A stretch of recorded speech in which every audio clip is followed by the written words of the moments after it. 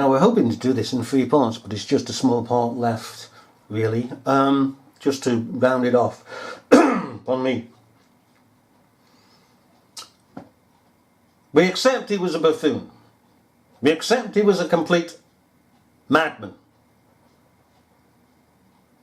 A right old clown, a headbanger, a twit, and everything else besides.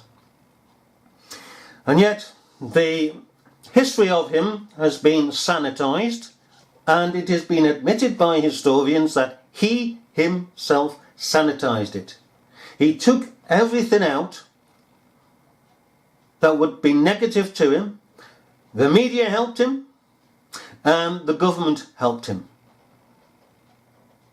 Both promoted the name of Mountbatten as being a good guy, a jolly good egg, and so on and so forth, but he was not. And he was very much estranged from reality.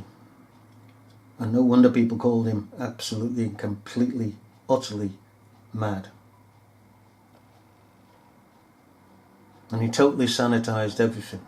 So that today, when we read most of the works, speaking of Mountbatten, they're actually drawn from documents that Mountbatten has actually written up himself, favouring himself.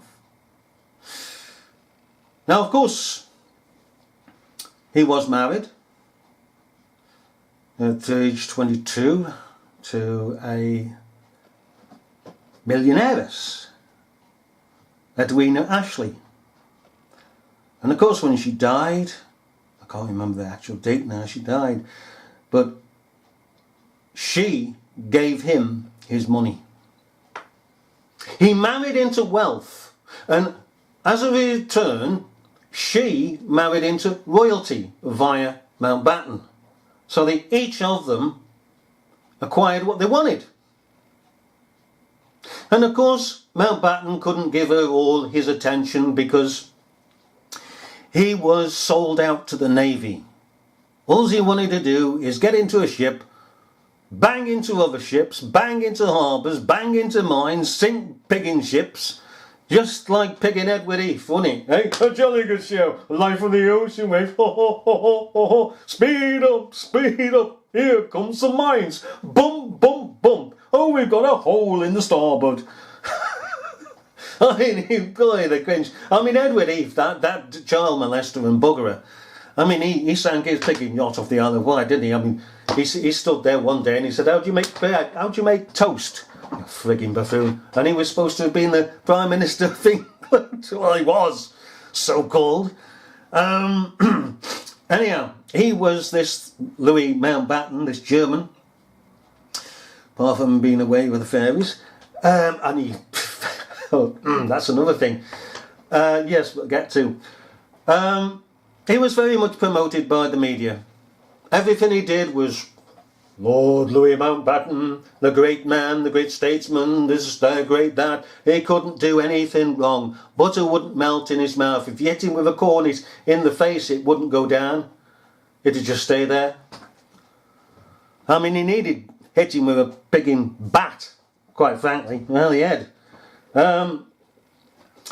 But of course, then you see later on in life, when his wife died and he inherited Broadlands and all her wealth, and he was rich beyond avarice. Broadlands, of course, in just outside Southampton, Romsey. Broadlands is in Romsey. Well, slightly just outside Romsey, which hosts, of course, in its vast grounds, concerts. And if you're going to cross the down the M27, let's see, M27 there, it would be the I think it's M27 or 227. Anyhow, down towards pardon me, Winchester, you see the place. Yes. Afterwards, he spent around about 3 to 5 years dictating his own life, what should be printed after his death. And within it, he it is said, I can't confirm, but it is said that he buggered Charles, and that he had the right so to bugger Charles, the firstborn of the royals. Now, he did have a very close relationship with Charles, and some have put it down to the fact that he only had 2 girls by his first and only marriage. Alright, although he had affairs, and one particularly one with a French woman. And there's a certain area of his life that the media are not delving into, and nobody's delving into it. They only pass it on the edges. And that is that he favoured the noble cowards of this world, their company. Now, there's nothing wrong with that as such, because everybody's a human being. But the thing is, why is it covered over? Why is it not covered over, marginalised? Why does it just keep seeping out at the top all the time? Like Jimmy Savile. What the hell has that man got to do with Lord Louis Mountbatten? Even his lord is crap. What's he got to do with Mountbatten? And why is Mountbatten introducing a child trafficker and a child buggerer and necrophiliac to the royals? And why are the royals accepting him? They're not on the same level. It's one thing to go to parties and to have the noble cowards and to laugh and to joke and so forth and walk on. But it's another thing to have them permanently in your company, in your house, and to be promoting the likes of Jimmy Savile, whom, of course, the noble coward community wouldn't accept. They'd pig and shoot him. Why this man? MI5 would have warned Mountbatten, would have warned the Queen, would have warned Charles, would have warned Prince Philip, etc., etc., of the background of Jimmy Savile, because they know. Everybody knew what we were going on to, but it wasn't released. They knew. Why did they allow it? Now, partly, I suppose, in a favour of when they, along with Mountbatten and the army, wanted to get rid of Harold Wilson. It's all one stinking dirty pot, because the MI5 was also in that plot to get rid of Harold Wilson. I didn't like the man, but to actually try and overthrow their legitimate government and the head of a legitimate government is treason.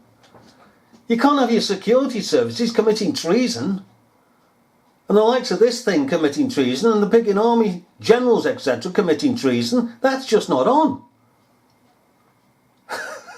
Crazy. But this is how it goes.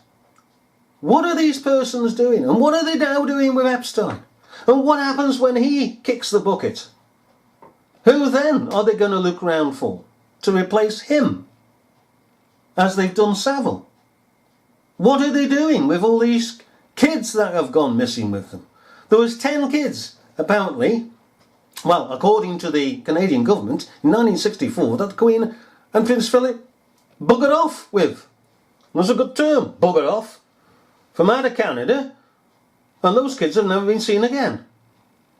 And the royals are not owning up, they're just keeping quiet, like the girl in the fountain. That time that was found dead in the fountain, in the grounds of Buckingham Palace. That was covered up. That was made to go away. Like Hope de Lagrange on the Isle of Jersey. That was made to go away. Wasn't it? And those who came close were bumped off. The judge, the police officer, and 3 others. That came close, too close. And one officer managed to escape by being taken off the case. And he doesn't know why he was taken off the case, only that he got so close. The others got closer, too close. When you begin to wonder about Jill Dando, what she knew. But this is the royals for you. And all that was made to go away because it's the Queen's Island. The Queen's Island. And these dirty, dirty, dirty buggers off the friggin' heads with the Cary Grants here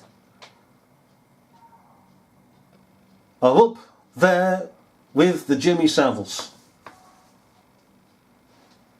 He has never, and neither has the Queen or Philip or any of them, declared why Jimmy Savile, the disc jockey and presenter, that they joined with this particular person. He was a commoner, he was a nobody, and yet he was there, and they don't give any answer, any explanation as to why he is there. Just as the 10 kids that went missing from Canada in 1964 in the hands of the Queen and Prince Philip, who deem us as wasteful food eaters, and that genocide is the thing, that the unemployed should be got rid of, even if it's persons that have been unemployed from battlefields, the government cutting down on the army, casting them off to the dole office. Doesn't matter if they're homeless from this or anybody. They're to go.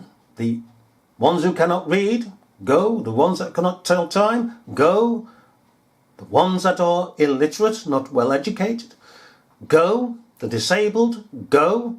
And what you have at the top is the pigging elite who can't feed themselves because they need the persons below in order to provide them with their food and necessary sustenance. But they've buggered and shot them all. This is how mad this lot are. Completely mad. They live in a completely different world.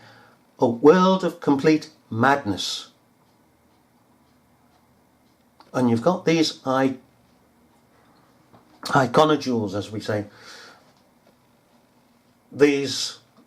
Iconoclasts. They worship, bow down to these filthy beggars.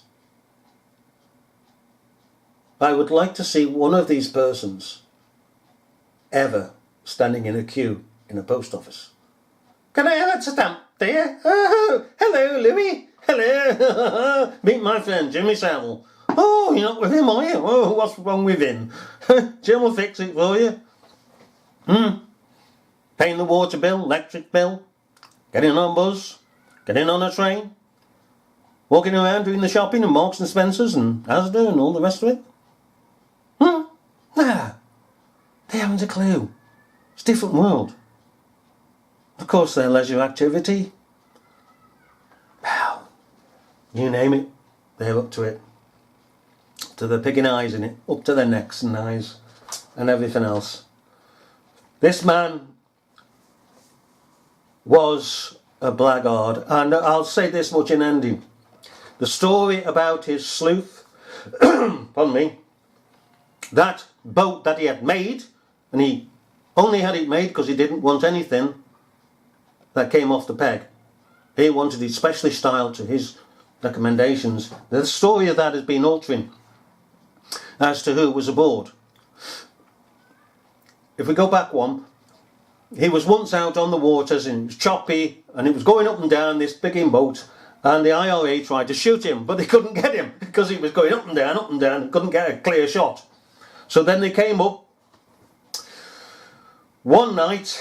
One chap came up and he put a 25-pound bomb on the boat in Sligo. He was warned, always warned, but he didn't give a monkeys. Didn't give a monkeys. Hang on a sec.